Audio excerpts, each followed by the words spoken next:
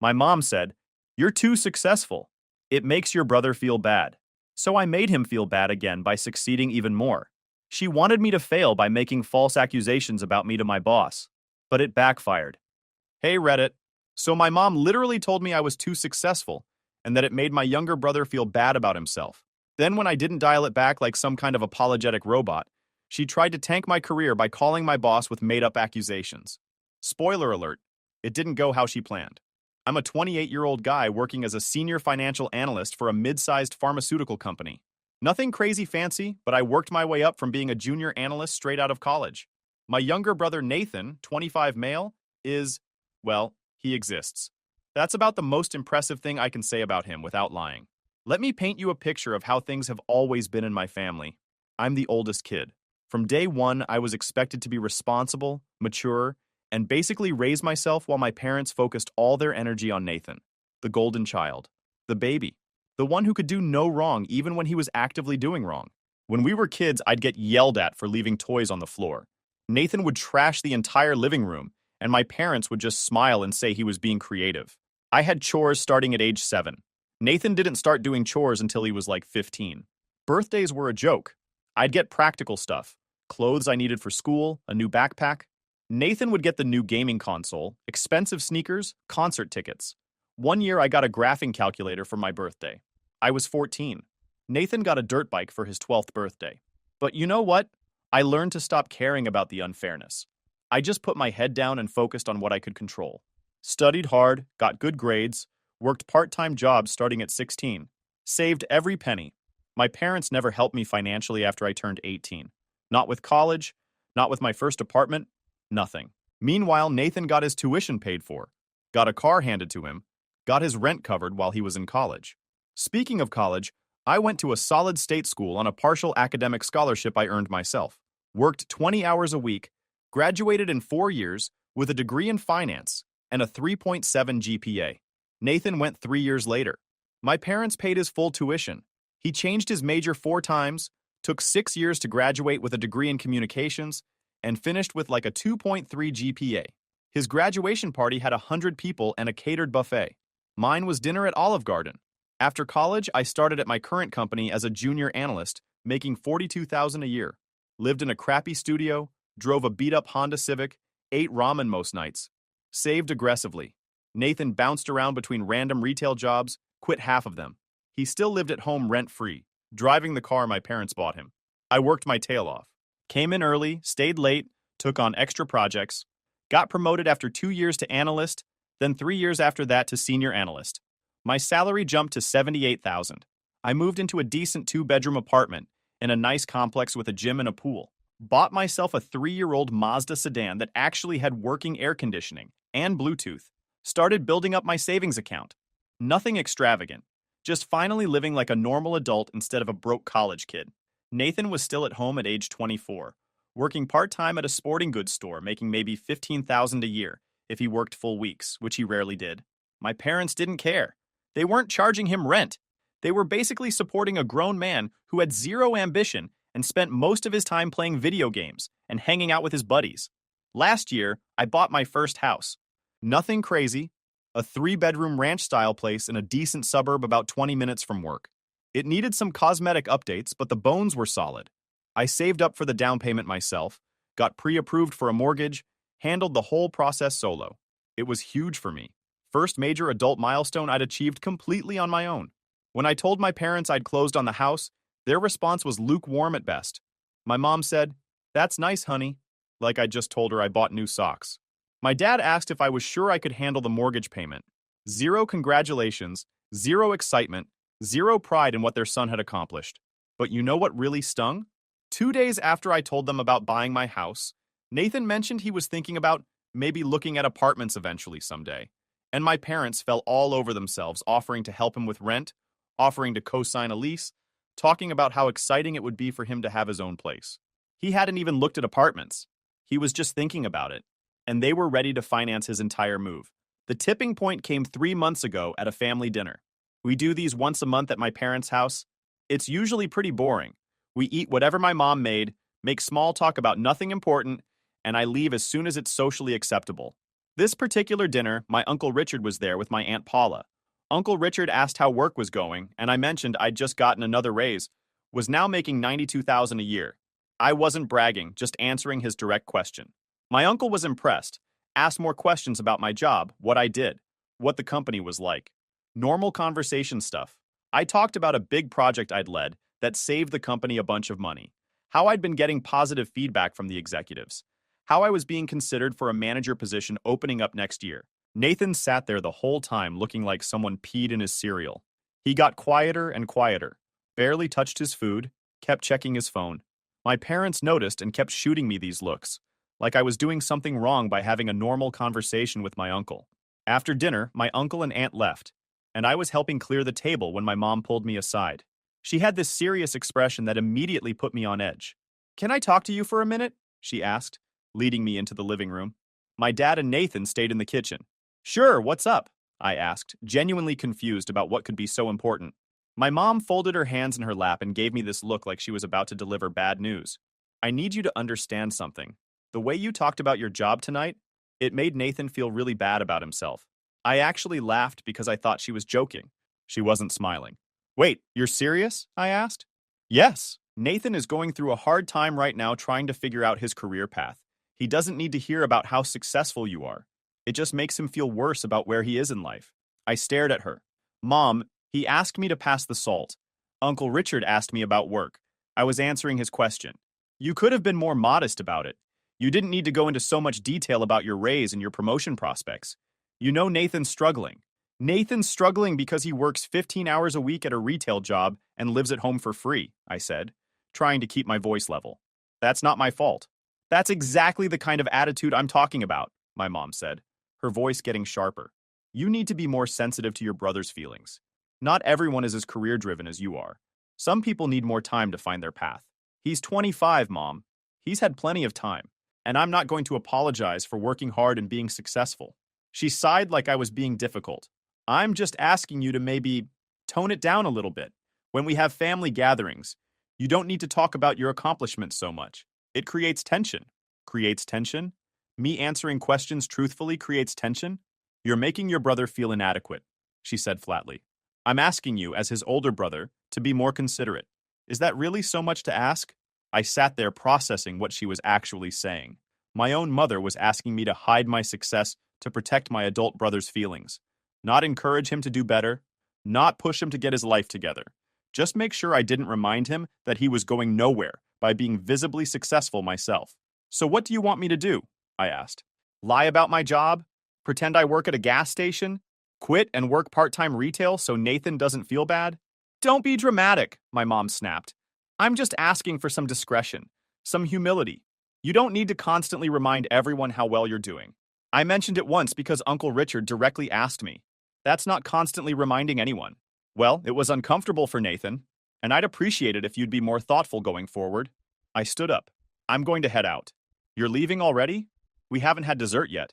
"Yeah, I think I'm done here," I said, grabbing my jacket from the coat rack. My dad came out from the kitchen. "Everything okay?" "Just great," I said.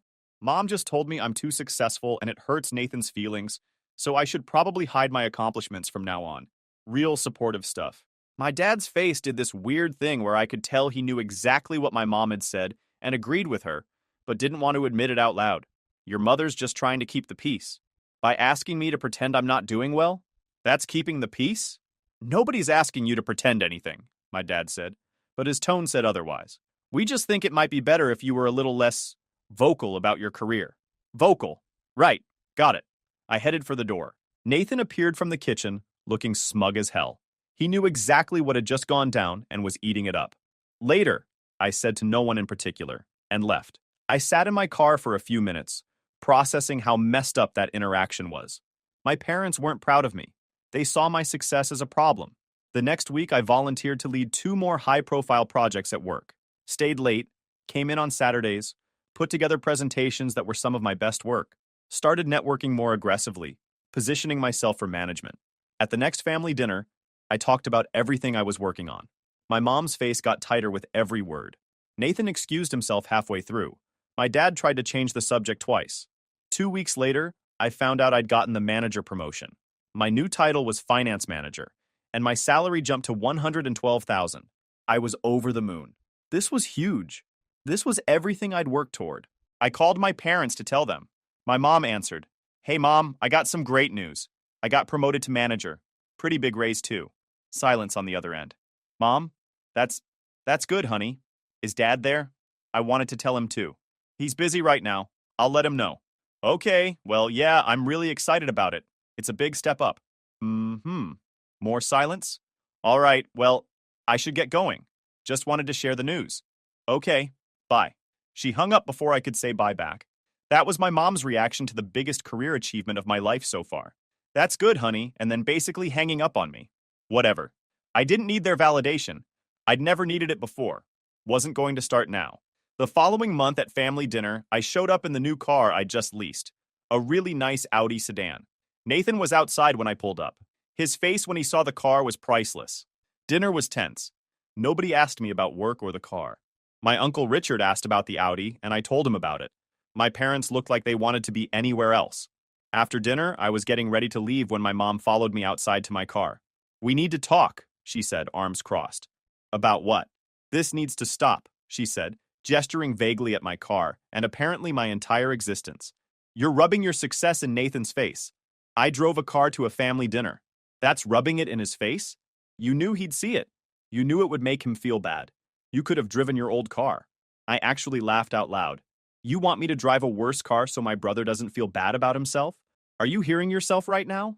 "I'm hearing a son who's become arrogant and inconsiderate," she shot back. "You're not the person I raised." "The person you raised? Mom, you barely raised me. You were too busy making sure Nathan had everything he ever wanted while I scraped by on my own. I worked for everything I have, every single thing. And now that I'm finally doing well, you want me to hide it because Nathan can't handle the fact that he's accomplished nothing?" Her face went red. "How dare you speak to me that way?" "I'm speaking the truth. Nathan's going nowhere because you and Dad have enabled him his entire life. He has no ambition, no work ethic, no drive, because he's never had to develop any of those things. You've given him everything and expected nothing. That's not my fault. Nathan is going through a difficult time," she said, voice shaking. "He's trying to figure things out. The last thing he needs is his brother flaunting his success every chance he gets. I'm not flaunting anything. I'm living my life. If that makes Nathan uncomfortable, he should probably do something about his own life instead of expecting me to pretend mine isn't going well." "You've changed," she said quietly. "You used to be humble. I used to be invisible," I corrected her. "There's a difference." I got in my car and drove home, leaving her standing in the driveway. The next few weeks were quiet. I didn't hear from my parents except for the standard monthly reminder about the upcoming family dinner. I almost didn't go, but I figured why let them run me off from the family. Plus, my Uncle Richard was cool, and I actually enjoyed talking to him. The dinner started normally. My mom was cold but civil. My dad barely acknowledged me. Nathan looked miserable as usual. Uncle Richard asked how the new job was going, and I told him it was great. I was managing a team of 3 analysts now, working on even bigger projects, getting to present directly to the CFO regularly. My mom excused herself from the table and went to her room. My dad gave me a dirty look like I'd said something terrible. I'd literally just answered a question about my job. Whatever. I finished dinner, talked with my uncle about some investment strategies he was curious about, and left around 8. That's when things took a really weird turn. 2 days later, I got called into my boss's office first thing in the morning. His name is Glenn, and he's usually a pretty laid-back guy. But when I walked in, he looked uncomfortable. "Close the door," he said. I sat down, heart starting to race a little. This didn't feel like a normal meeting. "I got a very strange phone call yesterday afternoon," Glenn said, leaning back in his chair. "From a woman claiming to be your mother." My stomach dropped. "What?" "She called the main office line, got transferred around until she reached me. Said she was your mother and had some concerns she needed to discuss about your behavior at work." I couldn't believe what I was hearing. "What kind of concerns?" Glenn sighed. "She claimed you'd been bragging to family members about stealing credit for other people's work. Said you'd been lying about your accomplishments, and that we should know you're not actually responsible for the success you've been claiming." I felt like I'd been punched in the gut. That's completely false. Every single thing I've worked on is documented. Every project, every presentation, every deliverable. You know that. You've reviewed all of it. "I know," Glenn said. "That's why this was such a bizarre call. She also claimed you'd been harassing coworkers and creating a hostile work environment. which is obviously not true because we've had zero complaints about you. If anything, your team loves working with you. I can't believe she called my work, I said, genuinely shocked. Why would she do that? Glenn shrugged. I was hoping you could tell me. She seemed very convinced you were misrepresenting yourself. Said she was concerned the company was being deceived? I didn't even know how to finish that sentence. My own mother called my boss to try to sabotage my career, to try to get me fired, because my success made her other son feel bad. Look, Glenn said, I told her we had no concerns about your performance, and that all our employees' work is thoroughly documented and reviewed. She didn't seem satisfied with that answer and implied she might escalate to someone higher up. I wanted to give you a heads up in case she tries to contact our HR department or someone in the executive team. I'm so sorry, I said. This is completely out of line and inappropriate. I'll handle it. Do you need to take some personal time to deal with family stuff? Glenn asked, and I could tell he was genuinely concerned. No, I'm fine. I'll make sure this doesn't happen again. For what it's worth, Glenn said as I stood to leave, you're one of our strongest performers. Whatever family drama is happening, it doesn't reflect on your work here. Everyone knows the quality of what you produce. I thanked him and went back to my desk, but I couldn't focus on anything. I kept replaying the conversation in my head. My mother had actually called my workplace to try to destroy my career. This wasn't just asking me to tone down my success. This was active sabotage. I waited until lunch to call her. She answered on the third ring. Hi, honey. Did you call my boss? I cut her off. Silence. Answer me. Did you call my workplace and tell them I was lying about my work? I don't know what you're talking about, she said, but her voice wavered. Yes, you do. My boss told me about your phone call, about how you claimed I was stealing credit and harassing people, about how you tried to get me fired. I didn't try to get you fired, she said defensively. I just thought they should know the truth about how you really act. The truth? What truth? That I work hard and do my job well? That's the truth. Everything I've accomplished is real and documented. You tried to sabotage me with lies. You've been insufferable lately, she snapped. Constantly bragging, showing off, making Nathan feel terrible about himself. Someone needed to knock you down a few pegs. So you tried to get me fired? That was your solution? Call my employer with made-up accusations? They weren't made up. You've been taking credit for things. Stop lying, I said, my voice getting louder. You don't know anything about my work. You don't know what I do or what I've accomplished because you've never bothered to ask. You just decided that because Nathan's life isn't going anywhere, mine shouldn't either. That's not fair, she said, voice getting shrill. I'm your mother. I was trying to teach you some humility. By trying to destroy my career? That's not teaching humility. That's sabotage. You know what? We're done. Don't call me. Don't contact my work again. Don't show up at my house. We're done. You can't talk to me that way. I'm your mother. And you're supposed to be proud of your son when he succeeds, not try to tear him down because it hurts your favorite's feelings. Lose my number. I hung up before she could respond. My hands were shaking. I'd never spoken to my parents like that before, never stood up to them so directly. But enough was enough. She'd crossed a line that couldn't be uncrossed. My phone started ringing immediately. My mom, then my dad, then my mom again. I declined every call. Then the text started. Mom, you're being ridiculous. Call me back so we can discuss this like adults. Dad, your mother is very upset. This is no way to treat your parents. Nathan, dude, what did you say to Mom? She's crying. I blocked all 3 numbers. The rest of that week was weird. I kept expecting my mom to show up at my office or call Glenn again, but nothing happened. I stayed focused on work, tried to push the whole mess out of my mind. Friday afternoon, my uncle Richard called me. We'd exchanged numbers a few months back when he wanted some financial advice. Hey, got a minute? He asked. Yeah, what's up? I heard about what happened with your mom calling your work. Your dad told me about it last night. Oh, great. So everyone knows now. Just me and your aunt, he said. And for what it's worth, I think what your mom did was completely out of line. Like, way over the line. Thanks, I said, surprised to hear someone in the family actually say that. I tried talking to them about it, Richard continued. Told them they were being ridiculous about this whole situation with you and Nathan. Your mom just kept saying you'd become arrogant and needed to be brought down. Your dad backed her up. It was uncomfortable. That's pretty much been my life for the past few months, I said. Well, I wanted you to know that Paula and I don't see it that way. We think you've done an amazing job building your career. We're proud of you even if your parents can't be. I felt my throat get tight. I appreciate that. Really. And between you and me, Richard said, lowering his voice like someone might overhear, Nathan needs to get his act together. His act. The kid's 25 years old, living at home with no real job or ambition. Your parents aren't doing him any favors by enabling his laziness. Try telling them that, I said. I have, multiple times. They don't want to hear it.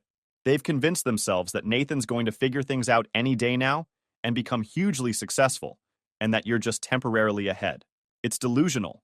We talked for a few more minutes before hanging up. It felt good to have at least one family member who wasn't completely disconnected from reality. Monday morning, I walked into work expecting a normal day. Instead, Glenn called me into his office again before I even got to my desk. "We need to talk," he said, and I felt that same stomach drop sensation from the previous week. "Did my mom call again?" I asked as I sat down. "No, but our HR director got an email from her on Friday. A long email detailing multiple accusations about your behavior, your work performance, claiming you're a fraud who's been manipulating management. It was honestly kind of unhinged." "You've got to be kidding me." "I wish I was," Glenn said. "HR forwarded it to me and asked me to address it. I had to pull your entire performance file, document every project you've worked on, compile all the positive feedback from your team and from other departments. Basically had to prove that you're not making up your accomplishments." "I'm so sorry," I said, mortified. "This is completely insane. I don't know why she's doing this. The HR director wants to meet with you tomorrow. Nothing to worry about. It's just standard procedure when we get complaints. You're not in trouble. We just need to document everything formally in case your mother escalates this further." "Escalates? To what?" Glenn shrugged.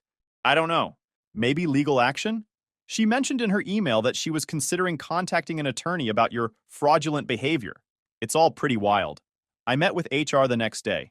The director, Lisa, was incredibly understanding. I explained the family situation, how my mother was upset about my success because it made my younger brother feel inadequate, how she'd first asked me to hide my accomplishments and then tried to sabotage my career when I refused. Lisa took notes, asked clarifying questions, and then showed me a printed copy of the email my mom had sent. It was 3 pages long, single-spaced, filled with accusations that ranged from exaggerated to completely fabricated. She claimed I'd lied about leading projects that I'd actually just participated in. False. I had documentation proving I was the lead on every project I'd claimed. She claimed I'd taken credit for other analysts' work. False. My team members had all submitted feedback praising my leadership and giving me credit for my contributions. She claimed I'd manipulated metrics to make my performance look better. False. All metrics were verified and reviewed by multiple levels of management. She claimed I'd been rude and dismissive to coworkers. False. I had dozens of positive peer reviews and 0 complaints filed against me. It went on and on. Every accusation was completely unfounded and easily disproven, but the fact that my own mother had spent the time to write this elaborate hit piece against me was disturbing. "I need to ask," Lisa said carefully, "is there any truth to any of these accusations? Even partially?" "No," I said firmly. "None of it. You can verify everything I've said. Check with my team, check with other departments, look at all my project documentation. It's all there." Lisa nodded. "We did. That's why this meeting is so straightforward. If there was even a hint of truth to these claims, we'd be having a very different conversation. But everything checks out completely. You're a model employee. So what happens now?" I asked. "I'm going to send your mother a formal response, explaining that we've investigated her claims and found them to be without merit. I'll also inform her that any further contact regarding this matter will be considered harassment and will take appropriate action. That should hopefully put an end to it." "Thank you," I said, genuinely relieved. "For what it's worth," Lisa added, "family dynamics can be really complicated. I'm sorry you're dealing with this. It's clear your mother's behavior stems from personal issues that have nothing to do with your actual performance here." I left the HR office feeling both validated and exhausted. This whole situation was so much more draining than I'd anticipated. That evening, I got a call from an unknown number. I almost didn't answer, but something made me pick up. "Hello? Is this going to be your response to everything? Just ignoring your family and pretending we don't exist?" "My dad." Calling from a different phone since I'd blocked his cell. "I'm not pretending you don't exist. I'm cutting contact with people who tried to sabotage my career." "Your mother made a mistake," he said. "She was emotional and upset. She didn't mean most of what she wrote. She wrote 3 pages of lies to my HR department, Dad. 3 pages. That's not emotional. That's calculated. She's apologetic now. She realizes she went too far. Good for her. Still doesn't change anything." "You're really going to cut off your entire family over this?" he asked, voice rising. Over your mother trying to teach you some humility? Trying to get me fired isn't teaching humility. It's sabotage. And yeah, I'm cutting off the people who think my success is a problem that needs to be solved. Nathan's having a really hard time with all of this, Dad said, changing tactics. He feels like you've abandoned the family. I almost laughed. Nathan's having a hard time. Nathan, who lives rent-free in your house at age 25 with a part-time job and zero ambition?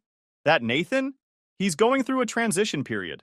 He's been going through a transition period for 7 years, I interrupted. At some point, it's not a transition. It's just his life. And that's not my problem. You used to care about your family, Dad said quietly. I still care about the family members who are happy for my success, instead of trying to destroy it. Which at this point is basically just Uncle Richard. You're being selfish and cruel. I'm being successful and it makes you uncomfortable. Not the same thing. I hung up and blocked that number too. The next few weeks were blissfully quiet. No calls from my parents, no emails to my workplace, no unexpected visits. I threw myself into work, continued excelling at my job, and started actually enjoying my life without the constant undercurrent of family drama. Then Uncle Richard called again. Hey, just wanted to give you an update on the family situation, he said. Do I want to hear this? I asked. Probably not, but you should know anyway. Your mom's been telling people you've cut off the family for no reason. She's playing the victim hard. Says you rejected her help and guidance, and now you won't speak to her. Her help and guidance being trying to get me fired? She's not mentioning that part, Richard said dryly. She's spinning it like she gave you some constructive feedback about being more humble, and you overreacted by cutting everyone off. Of course she is. Your dad's backing her up completely. Nathan's telling people you're jealous of his relationship with your parents, and that's why you stopped coming around. It's all pretty twisted.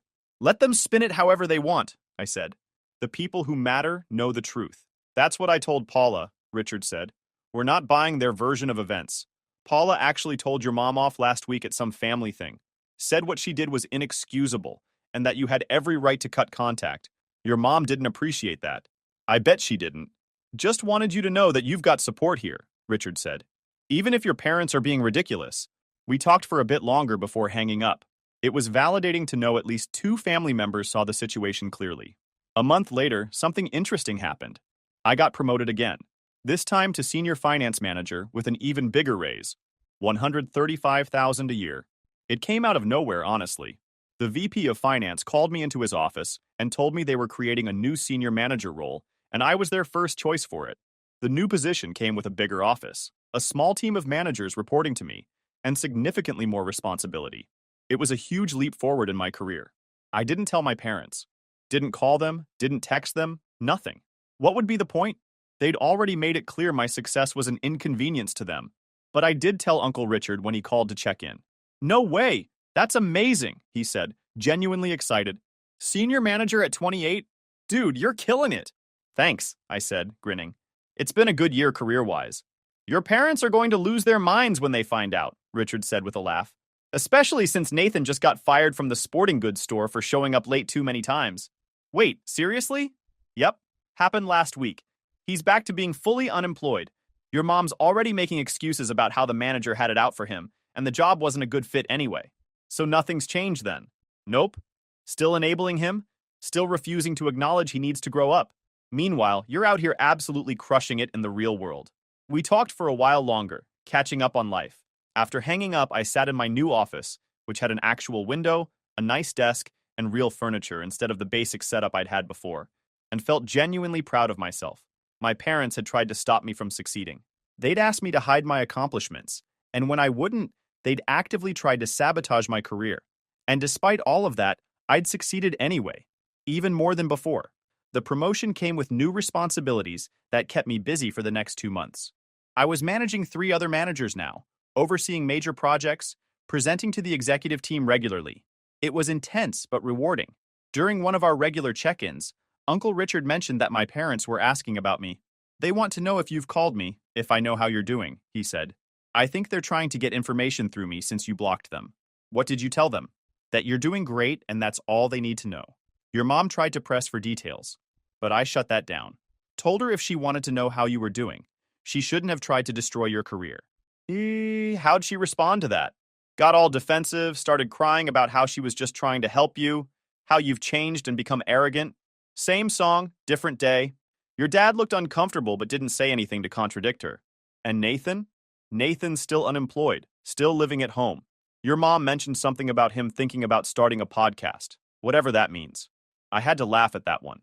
A podcast, sure. That'll solve all his problems. Right? Richard chuckled. But hey, at least he's thinking about something, I guess. 3 months after cutting off contact with my parents and Nathan, I got a letter in the mail. Physical mail, not email. It was from my mother, written in her distinctive loopy handwriting. I debated throwing it away without reading it, but curiosity won out. I opened it. The letter was 5 pages long. 5 pages of my mother explaining how hurt she was by my behavior, how she'd only been trying to help me stay grounded, how cutting off the family was cruel and unnecessary. She wrote about how much they all missed me, how Nathan was struggling with my absence, how the family wasn't complete without me. Nowhere in those 5 pages did she apologize for calling my workplace.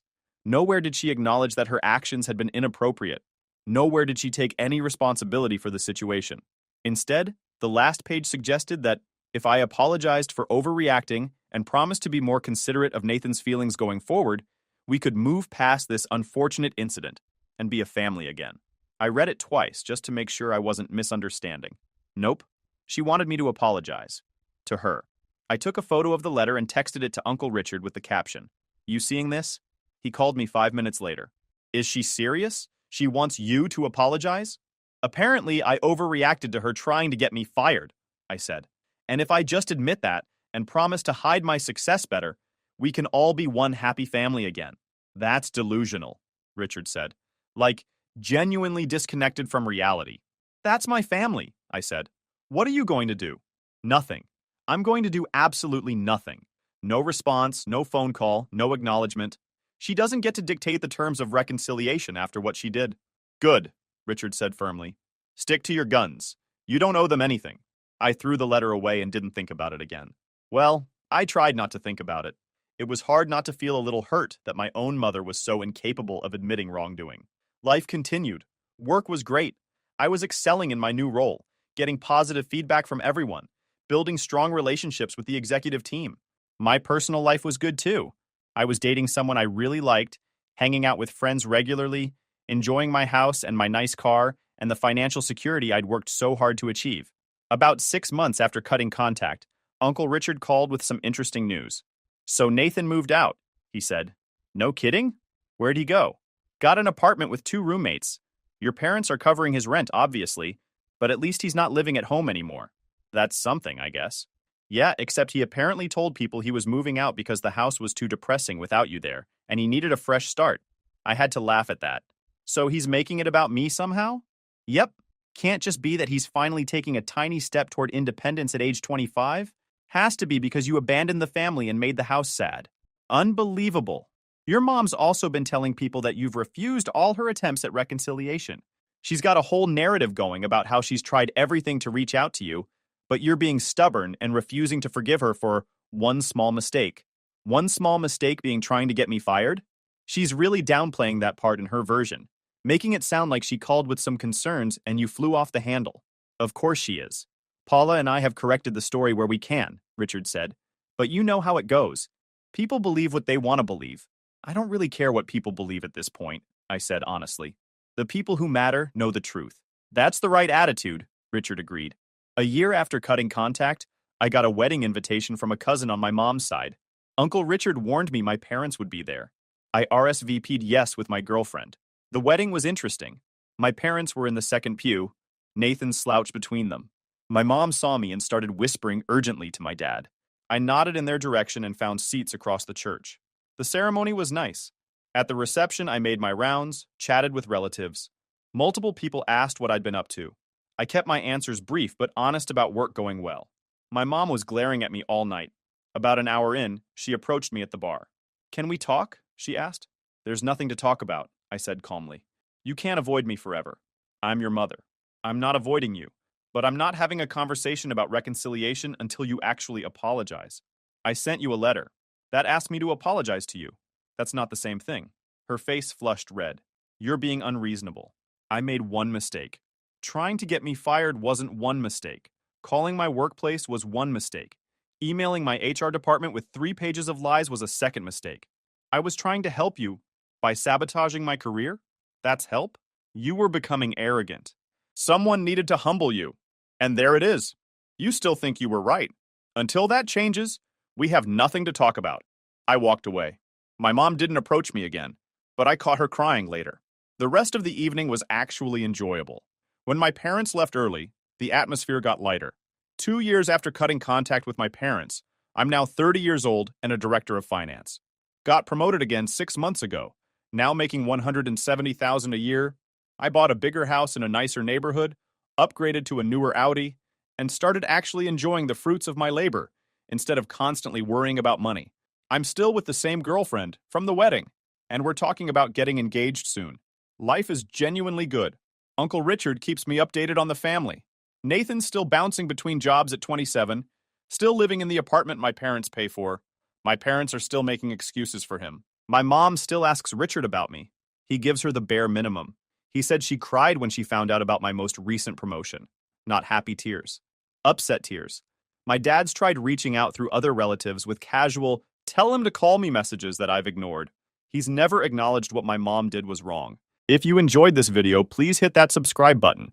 It really helps the channel and help us bring you more and better stories. Thanks.